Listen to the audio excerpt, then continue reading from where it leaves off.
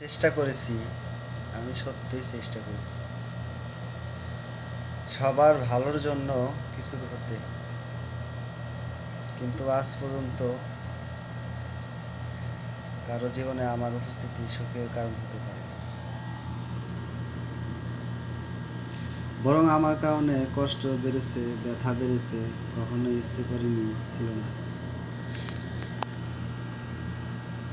কাউকে কাঁদাতে, কখনো চাইনি কারো জীবনে কঠিন হয়ে যাক আমার কারণে। তবু বাস্তবতা বারবার আঙুল দিয়ে দেখিয়ে দিল আমাকে আমি কারোর জন্য সৌভাগ্য নয়। এরকম দুর্ভাগ্য হয়ে উঠেছি যে আমি কারোর কাছে এখন আমার ভালো না।